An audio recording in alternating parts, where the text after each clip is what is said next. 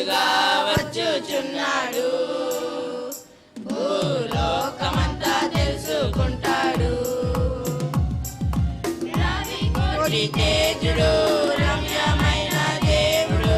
రవి కోటి తేజుడు, రమ్యమైన దేవుడు. రాజుగా వచ్చుచున్నాడు. రాజుగా వచ్చుచున్నాడు. యేసు రాజుగా వచ్చుచున్నాడు. భూలోకమంతా తెలుసుకుంటాడు. మేఘాల మీద యేసు వచ్చుచున్నాడు. మేఘాల మీద యేసు వచ్చుచున్నాడు. పరిశుద్ధులందరినీ తీసుకుపోతాడు. పరిశుద్ధులందరినీ తీసుకుపోతాడు. లోకమంతా శ్రమకాలం. లోకమంతా శ్రమకాలం. విడువబడుట బహు ఘోరం. విడువబడుట బహు ఘోరం. యేసు రాజుగా వచ్చుచున్నాడు. భూలోకమంతా తెలుసుకుంటాడు. యేసు రాజుగా వచ్చుచున్నాడు. భూలోకమంతా తెలుసుకుంటాడు. క్రైస్తవుడా మరువవద్దు ఆయన రాకడా. క్రైస్తవుడా మరువవద్దు ఆయన రాకడా. కనిపెట్టి ప్రార్థన చేసి సిద్ధముగా ఉండు. కనిపెట్టి ప్రార్థన చేసి సిద్ధముగా ఉండు. రెప్పపాటున మారాలి.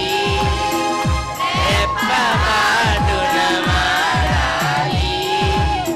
యేసయ్య చెంతకు చేరాలి. యేసయ్య చెంతకు చేరాలి.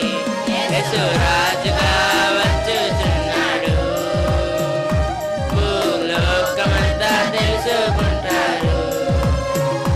యేసు రాజుగా వచ్చుచున్నాడు. భూలోకమంతా తెలుసుకుంటాడు. రవి కోటి తేజుడు, రమ్యమైన దేవుడు. రవి కోటి తేజుడు, రమ్యమైన దేవుడు. రాజుగా వచ్చుచున్నాడు. రాజుగా వచ్చుచున్నాడు. యేసు రాజుగా వచ్చుచున్నాడు. భూలోకమంతా తెలుసుకుంటాడు. యేసు రాజుగా వచ్చుచున్నాడు. భూలోకమంతా తెలుసుకుంటాడు.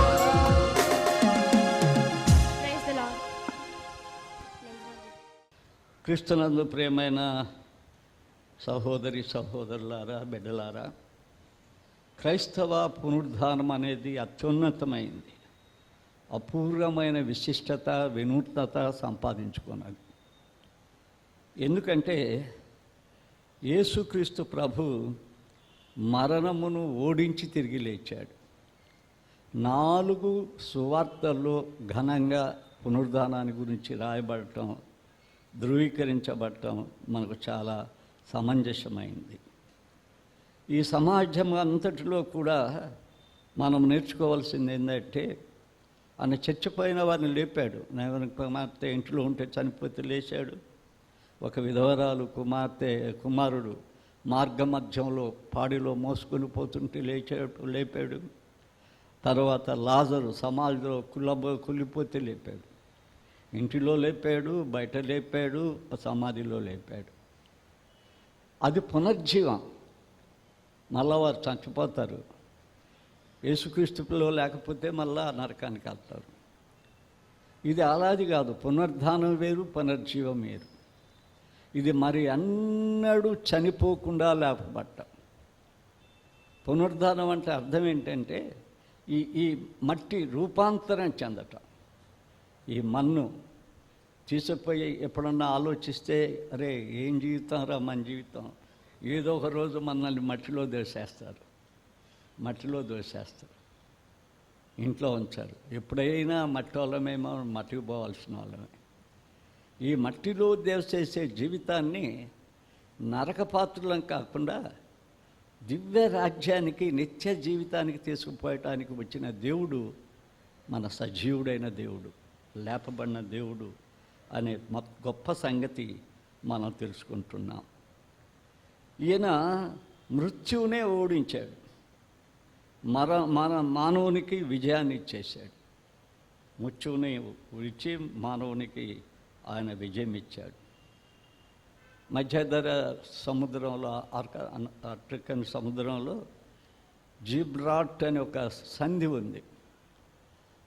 అది మనం అప్పుడప్పుడు వింటుంటాం. ఆ సంధి దగ్గర నో మోర్ బిహైండ్ అని రాస్తాడు. అది పెద్ద కొండ, సముద్రమే దాన్ని చుట్టిపోతుంటుంది.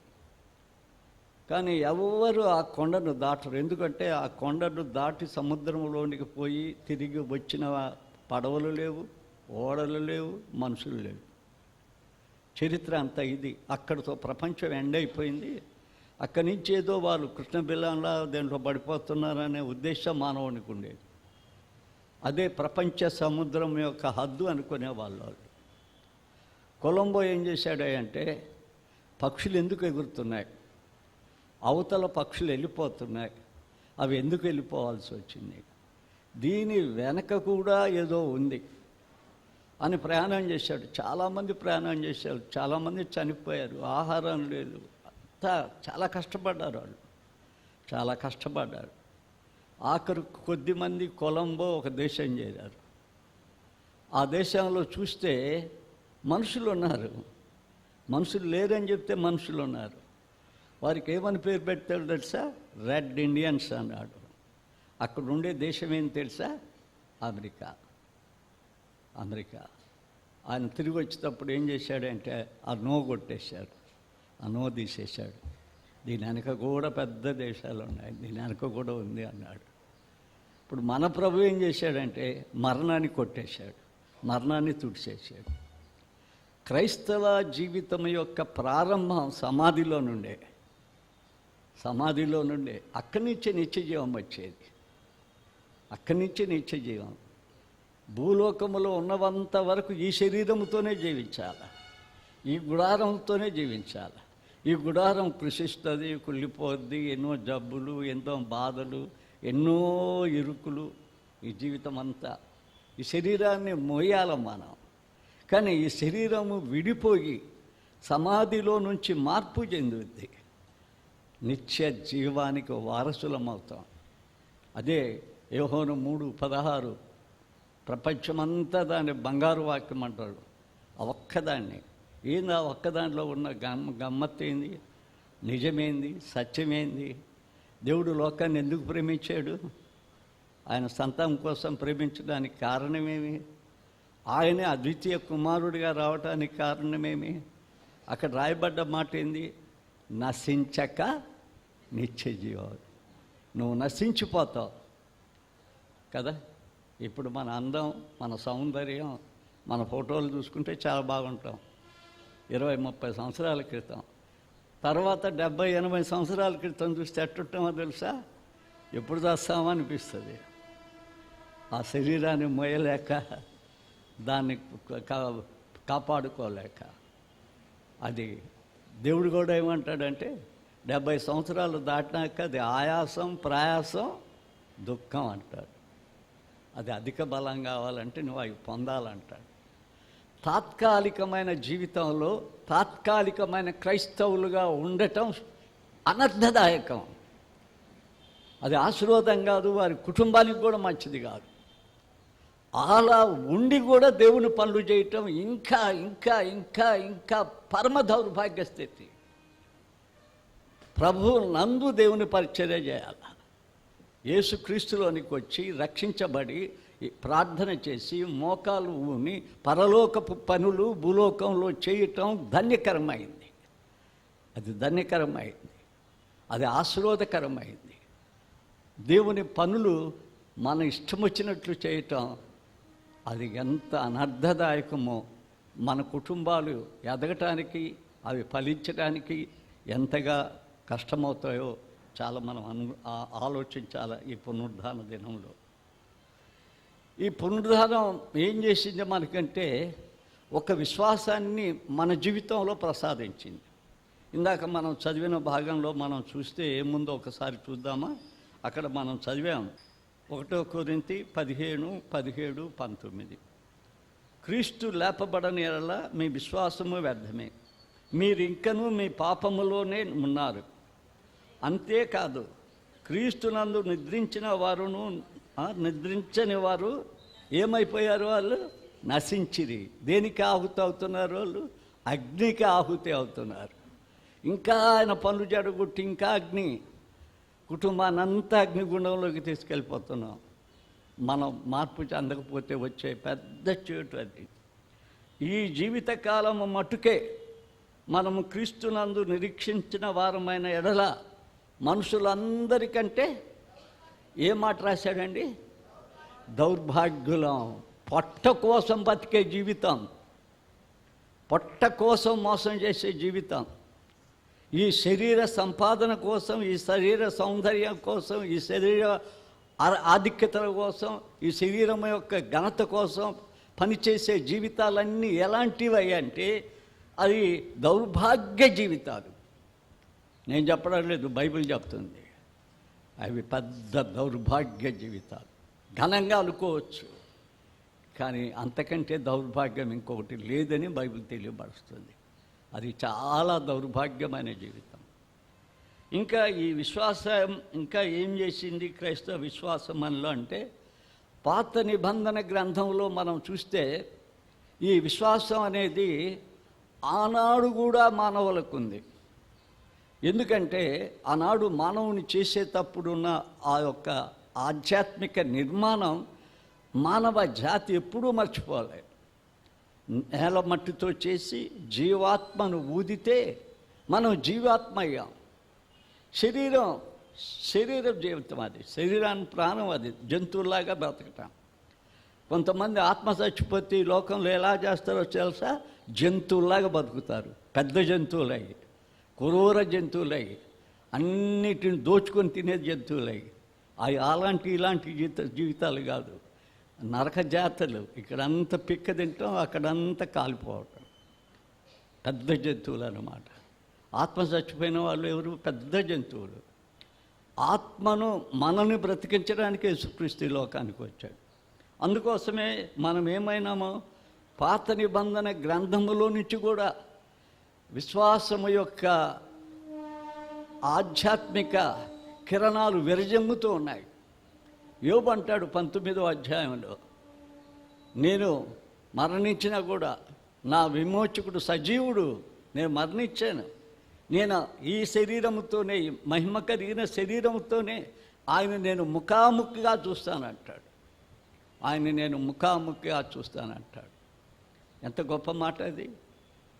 యోబు ఎవరో తెలుసా? బైబిల్ గ్రంథాన్ని చదివి, బైబిల్ పండితులు రాసిన గ్రంథాలు, విషయబస్ అని కొన్ని గ్రంథాలు ఉన్నాయి. ఆ గ్రంథాలు ఏం చెప్తాడంటే, అబ్రహాం కాలములో జీవించిన వ్యక్తి, అంతకాలంలోనే అంత పెద్ద విశ్వాసం, అంతకాలంలోనే అంత పెద్ద విశ్వాసం. అబ్రహాం ఏమన్నా తక్కువ తిన్నాడా? ఏం లేదు. అబ్రహాం పేదవాడికి వచ్చాడు. కొన్ని పొరపాట్లు ఆయన జీవితంలో జరిగిపోయాయి. ఆ పొరపాట్లన్నీ సరిచేపించుకున్నాడు దేవుని చేత. పొరపాట్లు లేని వాళ్ళం ఎవరం లేవు. దేవుడి చేత వాటిని సరిచేపించుకోవాలి. మనం రిపేర్ చేయబడాలా, అగ్నిలో కాల్చబడాలా, మన విశ్వాసం నిలబడాలా. అలా నిలబడిన ఆయన జీవితం ఏమంటుందో తెలుసా? దేవుడు దేనికి శిల్పియో ఆ పునాదుల గల పట్టణం కొరకు ఎదురు చూస్తున్నాడంట. ఆ పునాది తీసేయపడదు. ఆయన నిరంతరం ఉండే పట్టణం. ఈ భూలోకం కోసం ఆయన ఏమాత్రము విశ్వసించడం లేదంట, నమ్మటం లేదంట. దాని గురించి సంపాదించుకున్న సంపాదన గురించి ఆశ లేదు ఆయనకి. ఇది తాత్కాలికమైంది. ఒకవేళ ఆ అక్రమ సంపాదన పిల్లలకి ఇస్తే అది కట్లపాము కంటే చాలా డేంజర్. కట్లపాము కంటే చాలా డేంజర్. పిల్లల జీవితాలను పాడు చేస్తుంది. పాడు చేయటానికి కాదు, వారిని వారి సంతానాన్ని తరతరాలుగా నరకానికి తీసుకుపోవడానికి ప్రయత్నం చేస్తుంది. ఇప్పుడు సేవకులు కూడా చాలా తొందరపడుతున్నారు. ఆత్మలను అమ్మేస్తున్నారు. ప్రభురాత్రి భోజనంలో ఏం చేస్తున్నారంటే అదొక పెద్ద ఆనందదాయకంగా మార్చేస్తున్నారు దాన్ని. చాలా మందిని రప్పించి దాన్ని ఇచ్చేస్తున్నారు. అపరాధాలను పరీక్షించుకునే స్థలంలో అపరాధులుగా తీర్చబడుతున్నారు. పశ్చాత్తాపడవలసిన సమయంలో, కన్నీరు విడవలసిన సమయంలో ఆనందభరితులై శరీర సంబంధంగా వాళ్ళు ఏం చేస్తున్నారంటే విచ్చలవిడి గంతులేస్తున్నారు. ఎంత అనర్థదాయకం! దేవునితో ఆటలాడటం మానవునికి ఏమైనా మేలా? ఏమి మేలు కాదు. దానివల్ల అన్ని కీళ్ళే, జీవితంలో అన్ని కీళ్ళే. అందుకే ఏమంటాడంటే మీ విశ్వాసం చాలా బాగుండాలి. అబ్రహాం కూడా అదే విశ్వాసాన్ని కాపాడుకున్నాడు. పునరుద్ధారుడైన క్రైస్తవుడి యొక్క విశ్వాసం అది. మరొకసారి ఎవరైనా కొత్త వారు ఉంటున్నారని జ్ఞాపకం చేస్తున్న పాతవారికి అది తెలుసు. దావీదు నా ప్రాణమా యెహోవాను సన్నుతించమంటే డ్యాన్స్ చేయటానికి చేయలేదు. అది ఆయన డ్యాన్స్ చేసేవాడు, కానీ ఎప్పుడు దేవుని మందిరంలో డ్యాన్స్ చేయలే. ఒక బుద్ధిహీనుడు నాకు ఫోన్ చేశాడు, దావీదు కూడా డ్యాన్స్ చేశాడు కదా, మేమెందుకు వేయకూడదు అని. వాడు పెద్ద బుద్ధిహీనుడు. దావీదు కాలంలో దేవుని మందిరం లేదు, దావీదు కాలంలో లేదు. అట్టే చెప్పా, బుద్ధిహీనుడా దావీదు కాలంలో దేవుని మందిరం లేదురా. బయట డ్యాన్స్ చేశాడు, బయట ఎగిరాడు. దేవుని మందిరం అది పరిశుద్ధమైన మందిరం, ఆ మందిరం ఎగిరే మందిరం కాదు. ఇక్కడ ఏమంటాడంటే నా ప్రాణమా యెహోవాను సన్నుతించు, ఆయన చేసిన ఉపకారములు దేన్ని మరవకని. అక్కడ 3 మాటలు సంఘంలో ప్రతి వారంకి వచ్చిన వాళ్ళకి కంటతో వచ్చి ఉంటుంది. ఏమంటాడు? మా దోషములను క్షమించావు, మా సంఘటనలను కుదిర్చావు, సమాధిలో నుండి మా ప్రాణమును లేపావు. మేము సమాధికి పోము. ప్రభుదాసు బాడీ పోద్ది, ప్రభుదాసు బోడు ఆయన బాడీ పోద్ది, ఏదో ఒక రోజు పోద్ది, తప్పకుండా మట్టి పాలవుద్ది. నా ఆత్మను కాపాడుకోగలిగితే, నా ఆత్మ నా ప్రాణము వదిలిన వెంటనే దేవుని దగ్గరికి వెళ్తుంది. 747 భోగి కంటే వేగంగా వెళ్ళిపోద్ది, అంత స్పీడ్లో వెళ్ళిపోద్ది. ఎందుకంటే ఆత్మ వస్తువు ఉంటే, ఎవరిది? ఫస్ట్ స్టెఫన్ ఆత్మ వస్తువు ఉంటే, శరీరం రాలిపోతే ఆ యొక్క పరదేశిలో లేచి నిలబడతాడు యేసుప్రభు. తక్కిన తన దగ్గరికి వచ్చేస్తాడు. స్టెఫన్ ఆత్మ మహిమ శరీరంతో వస్తాడు కదా, ఆహ్వానిస్తున్నాడు అతన్ని. దేవుడు ఆహ్వానించే ఆ సంఘటన ఎంత గొప్పది. ఇప్పుడు మనుషులు గుళ్ళో కూడా సప్పలు కొడుతున్నారు. మనుషులు వస్తుంటే వీళ్ళు మనుషులా రాక్షసులా దెయ్యాలా అనుకుంటాను నేను. యేసుప్రభు కొట్టిరి, ఎవడన్నా స్పీకర్ వస్తుంటే కొట్టిరి, తర్వాత నేను వస్తుంటే కొట్టిరి. ఒకరోజు నేను వస్తుంటే పూలు పట్టుకున్నారు చర్చి డెడికేషన్ చేయడానికి. ఆ పూలన్నీ నా నెత్తిన వేయాలంట. మీ నెత్తిన వేసుకుని బయటికి రండి అని చెప్పి, అది దేవుని మందిరం, పూల మందిరం కాదు, అది దేవుని మందిరం అని చెప్పాను. కాబట్టి క్రైస్తవులు కూడా లోకానుసారులుగా మారిపోతున్న ఈ దినాల్లో మనం ఏం కాపాడుకోవాలో తెలుసా? మన విశ్వాసాన్ని కాపాడుకోవాలి. విశ్వాసాన్ని ప్రతిదినం కాపాడుకోవాలి. అందుకే పౌలు అంటాడు 2 తిమోతిలో, నా విశ్వాసమును కాపాడుకున్నాను. ఏం కిరీటం ఉందన్నాడు ఆయన? నాకు నీతి కిరీటం దాచబడి ఉంది పరలోకంలో. నా విశ్వాసాన్ని కాపాడుకున్నా. నా విశ్వాసాన్ని దేనికి అమ్ముడు పోలేదు అంటాడు. దేనికి అమ్ముడు పోలేదు ఆయన విశ్వాసం? ఒక ఘనత కోసం, ఒక మహిమ కోసం, సంఘంలో ఆధిక్యతల కోసం, సంఘం యొక్క గౌరవం కోసం, సంఘంలోనికి లోకాన్ని తెచ్చి గలిబిలి చేయలేదు ఆయన. తన విశ్వాసాన్ని రోజు కాపాడుకోవడానికి ప్రయత్నం చేశాడు. ఆయన కోసం పరలోకంలో చెదిరిపోని నీతి కిరీటం ఉందట. చెదిరిపోని నీతి కిరీటం. ఎంత గొప్ప భాగ్యం ఈ భాగ్యం. నువ్వు నేను విశ్వాసాన్ని కాపాడుకోగలిగితే అది ఎంత గొప్ప భాగ్యం. మరలా నేను ఇది వరకు చెప్పిన విషయాలకి వెళ్ళవలసి వస్తుంది ఇప్పుడు సంఘంలో. ఎబ్రి 13 చూశారు ఎప్పుడన్నా? కొత్తగా వచ్చిన వాళ్ళు 13 నుంచి చూస్తున్నారా? వీరందరూ ఎవరందరూ? ఈ విశ్వాసులందరూ కూడా ఏం చేశారు? వాళ్ళు ఆ వాగ్దాన ఫలములు అనుభవింపకపోయినను ఏం చూశారు? దూరము నుండి చూశారు. చూసారా? ఇక్కడి నుంచి పరలోకాన్ని చూశారట వాళ్ళు. మీరు ఎప్పుడన్నా పరలోకాన్ని చూడగలుగుతారా ఆత్మీయంగా? నాకు ఇక్కడ స్థలం లేదు, నాకు అవసరం లేదు, నా కోసం అక్కడ పెద్ద స్థలం ఉంది. నిలవరము లేని పట్టణం కాదు అది, నిలవరమైన పట్టణమే. నేను ఇప్పుడు 2 కోట్లు 3 కోట్లు పెట్టి పెద్ద సెంటర్లో ఇల్లు కట్టినా తీసి నన్ను మట్టిలో బాగా తీసి నన్ను మట్టిలో బాగా ఆ మట్టిలో పడేయాల్సిందే నన్ను. అక్కడి నుంచి ఆ 3 కోట్లు సంపాదించినందుకు కావాల్సిన దౌర్భాగ్య స్థితికి అంతటికి నేను నరకం పోవాల్సింది. ఎవరి కోసమో తెగిపోయే రక్త సంబంధం, తెగిపోయే రక్త సంబంధం. సమాధిలోకి పోయి చచ్చిపోయిన వాడి దగ్గర పోయి ఓ పాజిటివ్ అంటే అది ఎక్కిస్తే పోద్దా? వాడికి ఈ భూలోక సంబంధమైన రక్త సంబంధం అంతా రక్తం ఏమైపోయింది? ఒక్క బొట్టు ఉండదు శవములో, ఒక్క బొట్టు శవం ఉండదు. ఈ రక్తమంతా పోద్ది. కానీ పరలోక రక్తములో, క్రీస్తు రక్తములో కడగబడిన వారి యొక్క స్థితి ఎలా ఉంటుంది? ఆ జీవం ఉంటుంది, పవిత్రమైన జీవం ఉంటుంది. అది మన విశ్వాసం. అందుకోసమే ఆ విశ్వాస వీరులందరూ కూడా ఆ పరలోక పట్టణం కోసం కనిపెట్టారంట. వారు రెండో మాట ఏం రాశారో తెలుసా? వారు ఏ దేశము నుండి వచ్చారో ఆ దేశం తెలుసంట వాళ్ళకి. అసలు మన దేశం ఏంది? యాత్రకి వెళ్ళాం, యాత్రకి వెళ్ళి ఆ యాత్ర ఊరు మాది అనుకుంటాము మనం అనుకో. నెల్లూరు వాళ్ళు యాత్రకు పోయారనుకో, వాళ్ళు ఏమనుకుంటారు? యాత్ర ముగించి మళ్ళీ నెల్లూరు చేరాలనుకుంటారు. అసలు మన స్వదేశం మనకు తెలుసా? ఎవరి ఊపిరి మనలో ఉందో అది మనకు స్వదేశం. 20వ అధ్యాయం యోహాను సువార్త, అక్కడ ఏం రాస్తాడో తెలుసా? సమాధానము కలుగునని చెప్పి మళ్ళీ ఏం చేస్తాడో తెలుసా? ఏదేను తోటలో ఊదిన రీతిగా ఆత్మను వాళ్ళ మీద ఉఫ్ఫని ఊపేస్తాడు. ఎందుకంటే వాళ్ళ ఆత్మను పోగొట్టుకున్న వాళ్ళు, కానీ వాళ్ళకి మళ్ళీ ఆత్మను ఊపుతాడు. ఊతి ఆ ఆత్మను మరలా పోగొట్టుకోకుండా ఉండటానికి అక్కడ ఏం సలహా ఇచ్చాడో తెలుసా? పరిశుద్ధాత్మను పొందుడి అని చెప్తాడు. పరిశుద్ధాత్మ ఎగిరేది కాదు, తూగేది కాదు, దెయ్యం కాదు, అది అనాకాని మనిషి కాదు, గుళ్ళో ఎగరటం లేకపోతే బయట పోయి తూగటం కాదు.